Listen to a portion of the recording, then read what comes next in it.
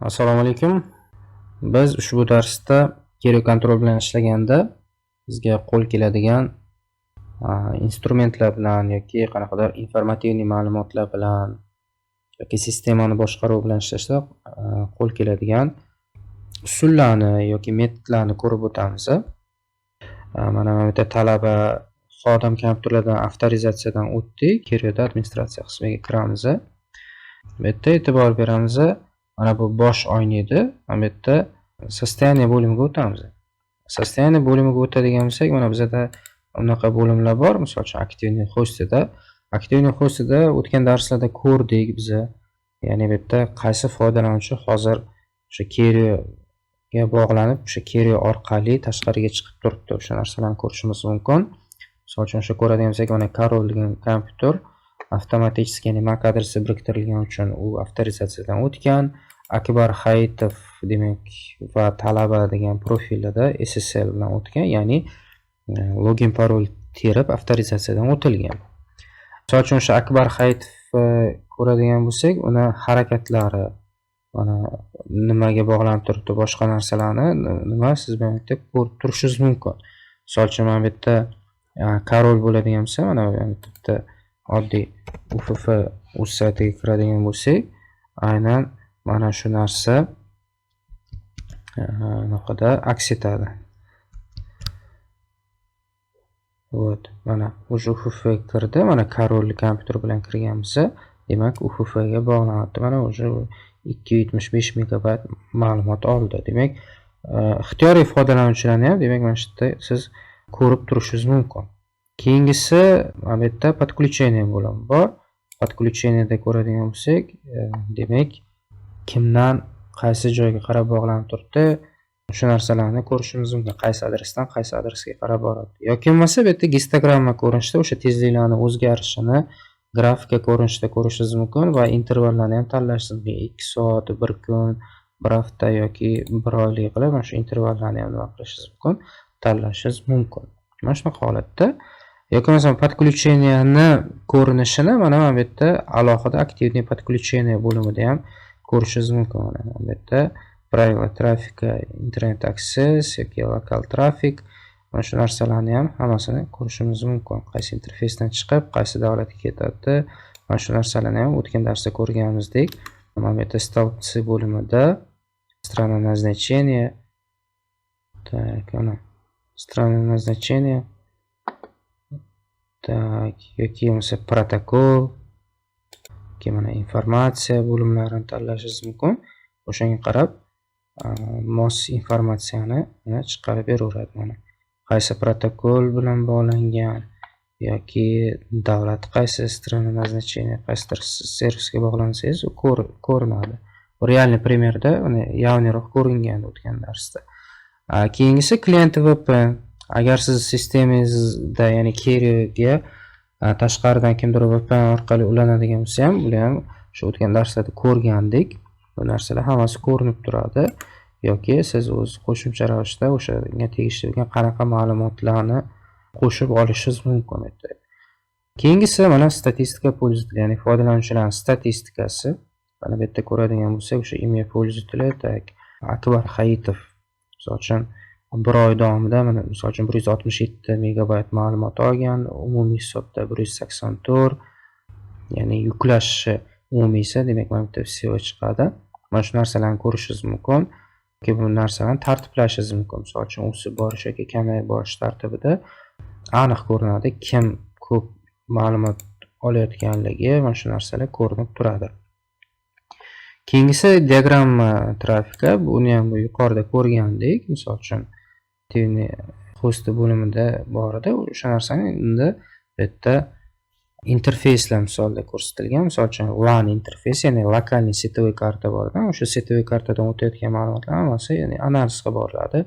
Qancha tezlikni band qildi yoki qancha ma'lumot oldi, mana shu narsalarni ham demak histogramma ko'rinishida mana bu yerda ko'rishingiz mumkin yoki sifrovoy, ya'ni raqamli ko'rinishda mana bu yerda ko'rishingiz mumkin. Yoki WAN, xuddi shunaqa holatda mana bu yerda WAN, ya'ni tashqi setovoy kartani ham holatlarini ko'rishingiz mumkin. Yoki siz mana bu yerda qo'shimcha yana stolbetslarni kiritishingiz mumkin bu yerda. Keyingisi сообщение оповещения. Bu endi ko'proq sistemli xabarlar, sistemada qanaqadir o'zgarishlar bo'ladigan bo'lsa yoki qanaqadir juda ham важный informatsiya bo'ladigan bo'lsa, ular odatda сообщение оповещениеda misol uchun saqlab boriladi. Mana biz esingizda bo'lsa, birinchi darsda operativkasi kam deb o'sha informatsiya berganda, o'sha birinchi dars edi adashmasam, va biz o'sha operativkasini ko'targandik. Mana o'sha narsa informatsiya saqlanib qolgan. Keyingisi asosiy soстояние sistemaga keyin o'taman. IP instrumenti bor. Ya'ni siz bitta kompyuterga bog'lanmasdan turib ham Keriyonni o'zida tarmoqqa tegishli bo'lgan amallarni bajarishingiz mumkin. Misol uchun ping berishingiz mumkin. Misol uchun Google'ni o'sha DNS adreslariga ping berib ko'rish uchun mana bu yerda cell obyekt, ya'ni ping bo'limini tanlaymizda, zapusk bo'limini tanlashingiz mumkin. Mana e'tibor bering, o'sha ping ketyapti. Demak, siz o'sha narsa xulosa qilib chiqarishingiz mumkin. Ketdi, ketmadi, shunga o'xshash holatlarda. Demak, sizda ping komandasini ishlatishingiz uchun sizda tayyor mana bu yerda instrument bor. Keyingisi trace route, ya'ni qaysidir resursga qanaqa hostlar orqali yoki aniqroq aytadigan bo'lsak, tarmoqlar orqali o'tib boradi. Mana shu narsalarni tekshirishingiz uchun, misol uchun qaysi uff.uz da yoki bo'lmasa определенный, misol uchun o'sha Google'ning 4.8 adresdan qo'yishingiz mumkin yoki domen yoki adresni qo'yishingiz mumkin. Demak, bu narsani ham zapusk qilamiz.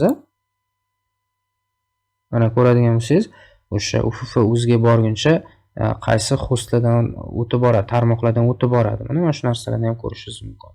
Yoki mana 4.8 bo'ladigan bo'lsa, shu 4.8 ga borish uchun ham aynan nimalardan, qaysi tarmoqlardan o'tib boradi. Mana shu narsalarni ham nima qilishingiz mumkin, ko'rishingiz mumkin. Keyingisi DNS lookup, ya'ni DNS manzillarini, name serverlarini qidirib beradi. Bu odatda mana uff.uz bo'ladigan bo'lsa, mana shu narsani name serverlarini qidirib beradi. Mana e'tibor bering, uff.uz 8080 da joylashgan yoki dig ham o'sha ma'lumotlarni topib beradi. NS serverlarini mana e'tibor bering, bunda ham demak ma'lumotlar chiqib keldi. Keyingisi whois, ya'ni bu domenlarga tegishli ma'lumotlarni chiqarib beradi. Misol uchun uff.uzga tegishli bo'lgan barcha ma'lumotlarni, ya'ni bu registratsiyada qachon registratsiya bo'lgan, ki buni o'sha registratsiya qachongacha, ya'ni kontrakt qachongacha tuzilgan, uni egasi kim, shunga o'xshash ma'lumotlar, har xil ma'lumotlar bor.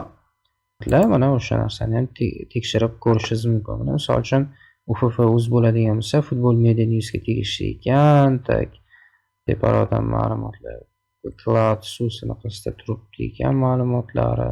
Yaratilgan vaqti 2006-yilda, 2017-yilda proдление bo'lgan. Demak, uni srogi 2019-yil 18-aprelgacha berilgan degan ma'lumotlarni uni ko'rishingiz mumkin. Demak, bu whois, ya'ni anaqada ham buni ko'rishingiz mumkin. Mana whois.uz sayti, ya'ni cctld ga перенаправить qiladi. Mana shu saytda ham misol uchun o'sha uff.uz ma'lumotlarini ko'radigan bo'lsangiz, mana uff.uz aynan shu ma'lumotlar kelib chiqadi. Siz mana shu saytga kirmasdan turib ham Keriyonni instrumentlar bo'limida mana shu amallarni bajarishingiz mumkin. Keyingi asosiy narsalardan bittasi bu soстояние sistema turibdi. Mana soстояние sistema. Sistemingiz server protsessidan qanaqa qilib foydalanadi, protsessoridan yoki operativkasi bo'ladigan bo'lsa, o'sha operativkasidan qanchalik qo'pol qilib aytganda yeb o'tiribdi. Mana shu narsalarni ham ko'rishingiz mumkin. Va bu narsalar demak o'sha dannelar bo'ladi. Dannelar o'sha saqlanib turadi, xranilishi bor. Yoki bo'lmasa o'sha jurnalni o'chirib yuborishingiz mumkin. Mana bir necha minut ichida demak mana shu dannelar o'chib ketadi. Bu qaysi dannelar? Mana bir kunlik, bir haftalik yoki bir oylik bo'lishi mumkin. Mana shu nima deydi, ma'lumotlarni siz misol uchun siz kerak bo'lmasa o'chirib yuborishingiz mumkin. Endi yana bitta narsa, misol uchun mana bu biz anaqada ko'targanmiz, virtualkada mana Kerio Control umumiy o'zi holati mana shu ishlab turibdi, lekin boshqaruv biz brauzerda amalga oshiramiz. Lekin siz misol uchun mana shu query kontrolni o'chirmoqchisiz yoki perzagruzka qilmoqchisiz. O'shunaqa holatlarda nima qilasiz? Siz o'shunaqa holatlarda, demak, mana bu yerda o'sha sostoяние bo'limida sostoяние sistema bor. Mana shu joyda perzagruzit yoki выключить knopkalaridan foydalangan holatda qilishingiz mumkin. Mana bu yerda perzagruzit knopkasini bosadigan bo'lsak, demak perzagruzit qilaymi? Da. Ha deysiz. Endi e'tibor bering, mana bu yerda e'tibor bering, mana startup o'sha query control server o'sha perzagruzkaga tushdi. Ya'ni siz server oldiga bormasdan, fizически oldiga bormasdan, demak удалённый turib ham, demak siz bemalol bu narsani perzagruzka qilishingiz mumkin. Вот, bo'ldi, perzagruzka bo'ldi. Mana endi admin salom 321.